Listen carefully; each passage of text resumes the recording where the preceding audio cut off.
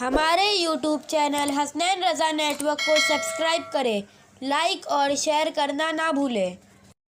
السلام علیکم ورحمۃ اللہ وبرکاتہ۔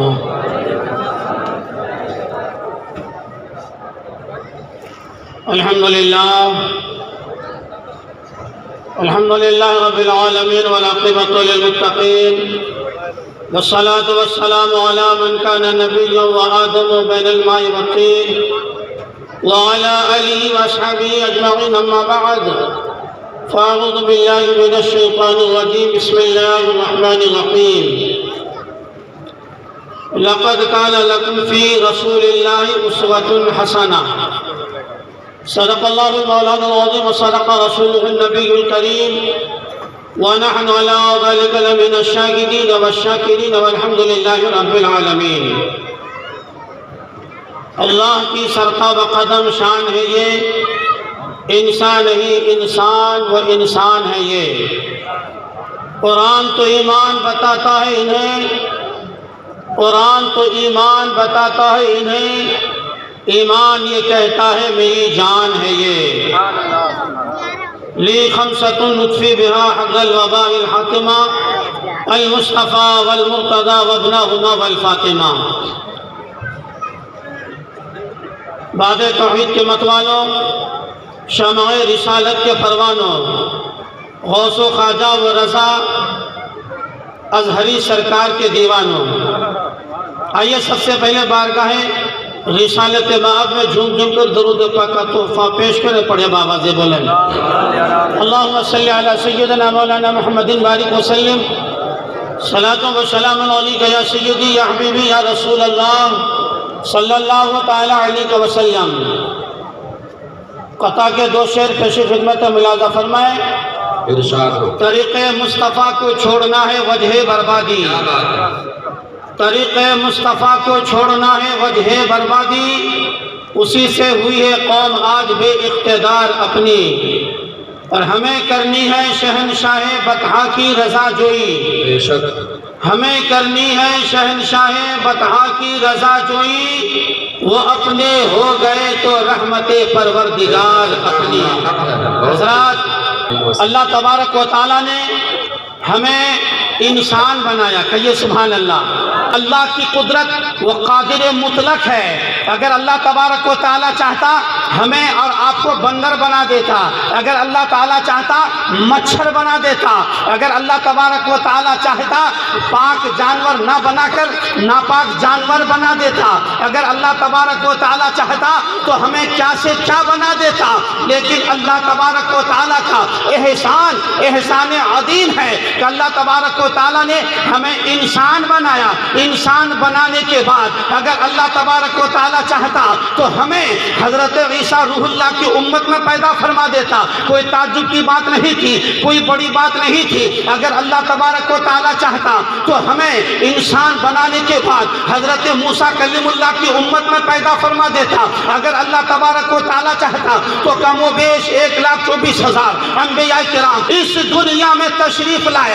اگر اللہ تبارک و تعالیٰ چاہتا تو کسی انبیاء کرام کی امت میں ہمیں پیدا فرما دیتا، لیکن قربان جائیے اپنے نصیبے پر، اپنی قسمت پر جتنا آپ اترائیں گے، جتنا بھی آپ فخر کریں گے کم ہے کہ اللہ تبارک و تعالیٰ نے ہمیں انسان بنا کر کسی اور نبی کی امت میں نہ بنایا، بلکہ اللہ تبارک و تعالیٰ نے نبی آخر الزمان صلی اللہ علیہ وسلم کی امت میں ہمیں پیدا فرمایا ہے، اور پیدا فرمانے کے بعد ارشاد فرما دیا لقد کرمنا بنی آدم، ہم نے بنی آدم کے سروں پر شرافت کا تاج سجایا ہے۔ حضرات، لیکن آپ نے اللہ کے احسان کو بھلا ڈالا ہے، اللہ کے احسان کو فراموش کر دیا ہے۔ اللہ تبارک و تعالیٰ نے ہمیں انسان بنایا، اشرف المخلوقات بنایا، نبی کی غلامی عطا فرمائی، نبی کی امت میں پیدا فرمایا، لیکن آپ نے اس احسان کا کیا بدلہ عطا کیا ہے، کیا بدلہ دیا ہے؟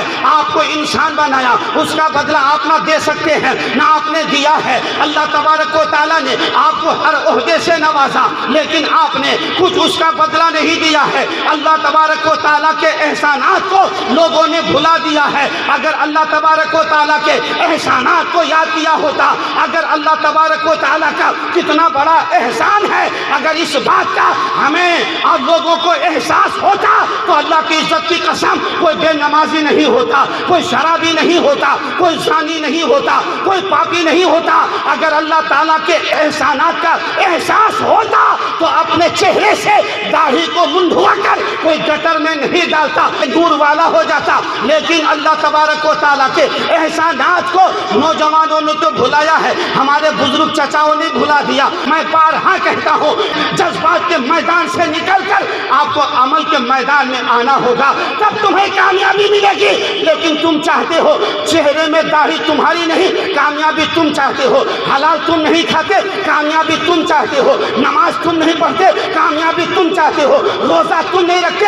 ارے گٹکا کھانے کی عادت کی وجہ سے ہمارے قوم کا نوجوان روزہ نہیں رکھتا ہے، پیٹ میں ذرا سی تکلیف ہوتی ہے روزہ نہیں رکھتا ہے، ذرا سا بخار آ جاتا ہے روزہ نہیں رکھتا ہے، اور دامن پکڑ کے کہتا ہے، سینہ اچھال کر کہتا ہے کامیابی ہمارے لیے ہے، جنت ہمارے لیے ہے۔ ارے جنت کسی کی جاگیر نہیں ہے۔ حضرات، میں صرف آپ کو اس بات کا احساس دلانا چاہتا ہوں کہ اللہ تعالیٰ نے ہمارے اوپر جو اتنا بڑا احسان کیا ہے کہ انسان بنایا، اشرف المخلوقات بنایا، نبی کے دامن کرم سے ہمیں آپ کو وابستہ فرمایا۔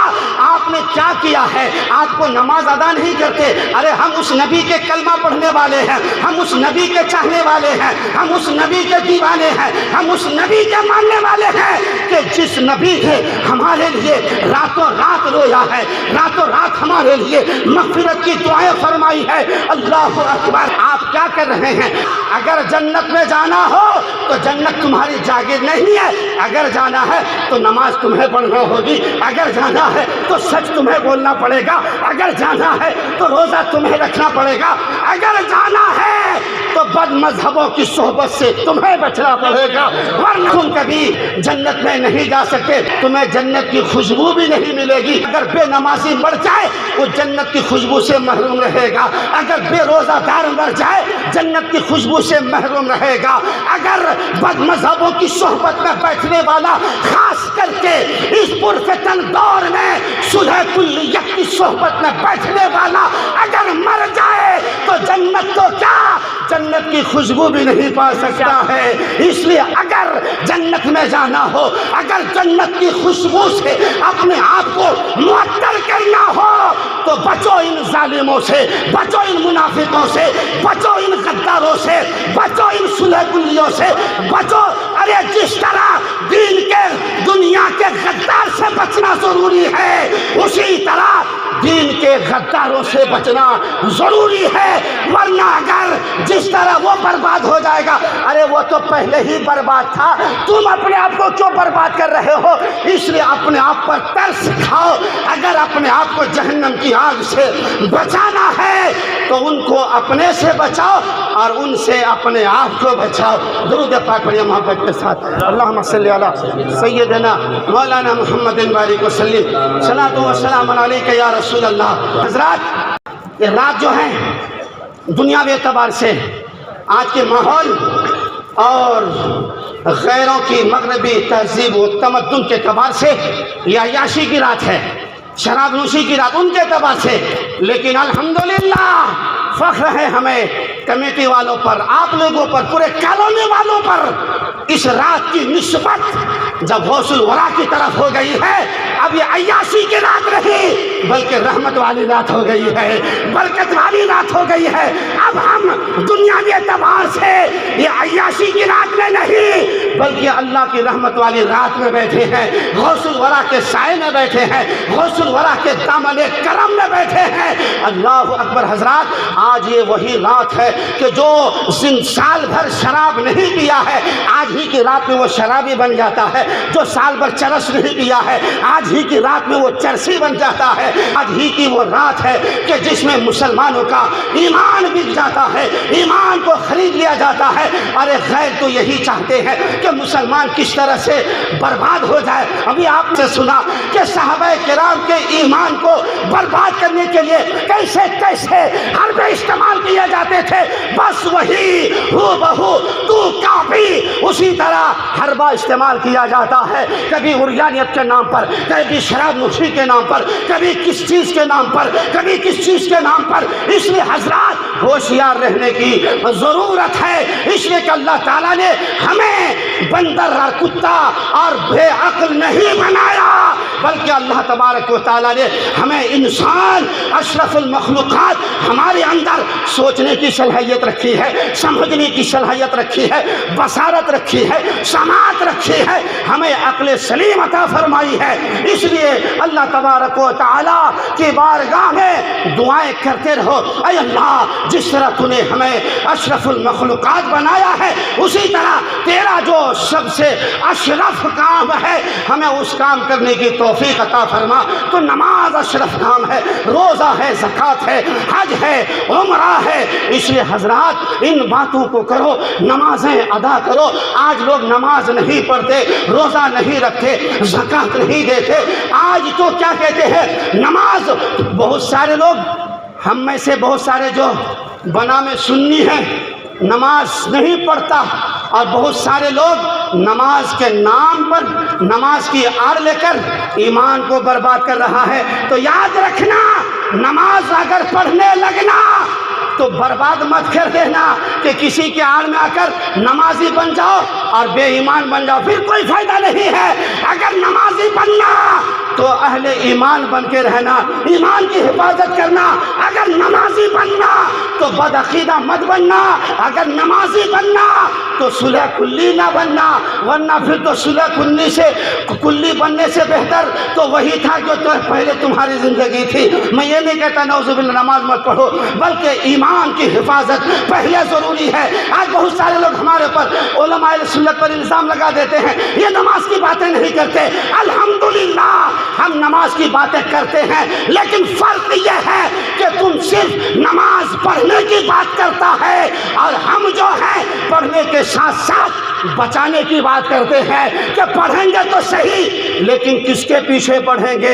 اس میں اس کے پیچھے پڑھیں گے یا اس کے پیچھے پڑھیں گے؟ حضرات بس چلتے چلتے آخری بات عرض کر دیتا ہوں۔ آج لوگ یہ سمجھتے ہیں، ہمارے قوم کے لوگ زیادہ تر یہ سمجھتے ہیں اپنے بچوں کو کہیں بھی بھیج دو۔ ارے آپ نے دیکھا بھی مدینہ مسجد کے مدرسے کے بچوں کا الحمدللہ کلمے سنائے، قرآن کی صورتیں سنائی، اور کیا کہتے سوال و جوابات سنائے، اور اسلامی معلومات جو باتیں تھیں وہ باتیں آپ تک پہنچائی۔ کیا ہمارے مدرسے میں پڑھائی نہیں ہوتی؟ بالکل ہوتی ہے۔ آج لوگ اپنے ادارے کو چھوڑ کر، اپنے مسلک کو مشرب کو چھوڑ کر، اپنے طور طریقے کو چھوڑ کر غیروں کے پاس بھیج دیتا ہے، بچوں کی زندگی کو برباد کر دیتا ہے، اور خود کھڑا ہو جاتا ہے۔ کوئی بھی آیا کھڑا نہیں، ارے آپ تو کیا ہیں، آپ کو تو کچھ نہیں ہے، کچھ شعور نہیں ہے، ہمیں کچھ شعور نہیں ہے۔